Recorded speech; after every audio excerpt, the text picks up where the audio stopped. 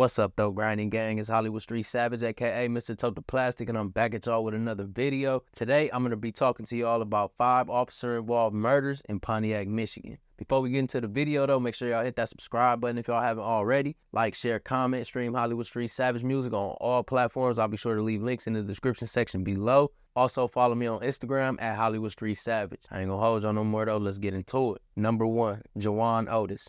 Jawan Otis was sitting in the back of a car parked in the apartment building parking lot at 94 Dwight Avenue near Liberty at around 4 a.m. 2 patrol officers pulled in behind the vehicle to investigate.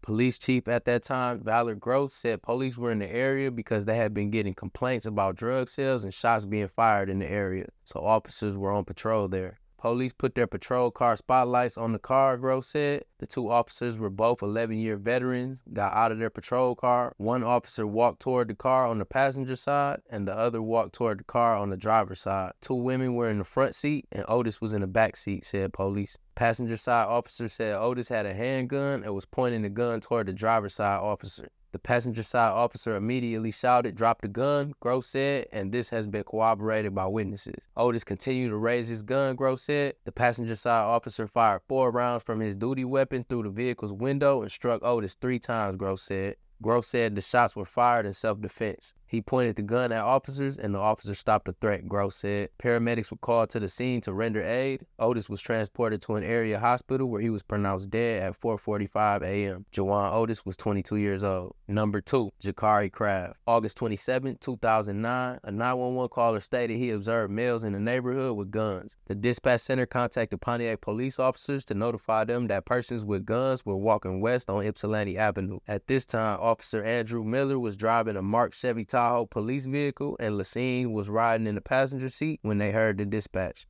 Officer Llings and Miller observed Kraft walking down Ypsilanti while Officer Werner and Daves approached Kraft from another direction. Officer Werner stated that he motioned for Kraft to come toward him, but Kraft turned away and tugged at the waistband of his pants. According to Llings, Kraft appeared to have a long bulge in his pants. Llings stated that Kraft pulled a gun out of his pants and took off running. The officers observed Kraft running between 2 homes on Ypsilanti toward a wooded area. Officer Miller also said that he saw a gun in Kraft's hand as he ran. Miller and Llings drove behind Kraft while Werner and Daves followed on foot. All officers stated that Llings yelled to Kraft to drop his weapon. Miller drove the Chevy Tahoe in front of a fence that separated the Ypsilanti Avenue backyards from a wooded area, in effect trapping Kraft between the Chevy Tahoe and the fence. In doing so, the Chevy Tahoe made contact with Kraft's person. According to Llings, Kraft next leveled the weapon, a shotgun, and pointed it at him and Miller, who were about 3 to 4 feet away from Kraft. Llings maintained that he feared for his and Miller's lives. He then fired 1 shot, hitting Kraft in the chest, but thought he may have missed.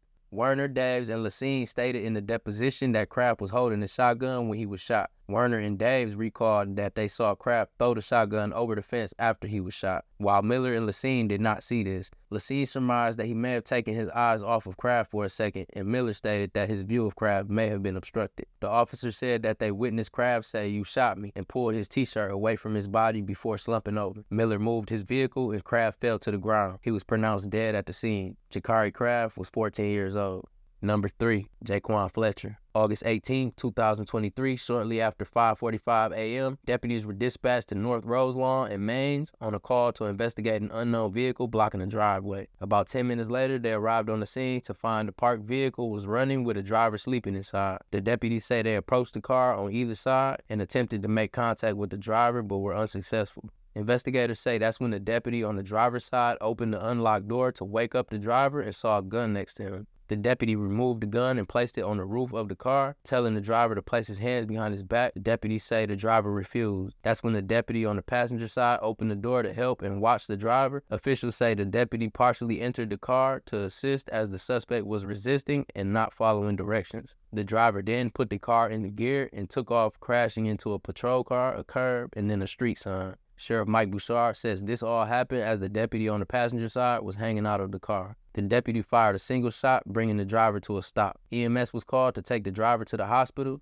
Jquan Fletcher was later pronounced deceased. He was 32 years old. Number 4, Dwayne McFarland. Dwayne McFarland was crossing Walton Boulevard near Circle Drive at around 9:20 p.m. when he was hit by a 2022 Chevrolet Silverado. He was in a non-crosswalk area at the time. Sheriff's deputies and paramedics with the Waterford Regional Fire Department responded to the scene where McFarland was pronounced dead. An autopsy was scheduled to determine if alcohol or drugs were present in his system when he died. The driver of the Silverado was an Oakland County sheriff. His name has not been released. Officials say he was on his way home from work at the time of the accident. The incident is being investigated by the Sheriff's Office Crash Reconstruction Unit and the Special Investigations Unit. Dwayne McFarland was 58 years old. Number 5, Tony Cox. December 13, 2023 at around 9 p.m. and just days before Christmas, Oakland County Sheriff's deputy spotted a silver 4-door sedan suspected of being involved in a previous shots fired incident at the Carrot Circle apartment complex on the city's east side. Sheriffs initiated a traffic stop, but as they approached the suspect vehicle, it suddenly sped off at a high speed, according to the Oakland County Sheriff. Deputies pursued the sedan while calling in the chase over radio. Sheriff's deputies were able to stop the vehicle near Westway and Benson Street using a pit maneuver tactic. The driver exited the vehicle, and according to sheriffs, he abruptly turned towards deputies in what was described as a two-handed posture. Sheriff's deputies opened fire, shooting Tony Cox. Paramedics arrived on the scene to treat Tony for his wounds. He was transported to McLaren Hospital in Pontiac, where he was pronounced deceased. The name of the officer involved in the shooting has not been released, and based on all information gathered from multiple sources, there was no gun on the scene. Tony Cox was 33 years old.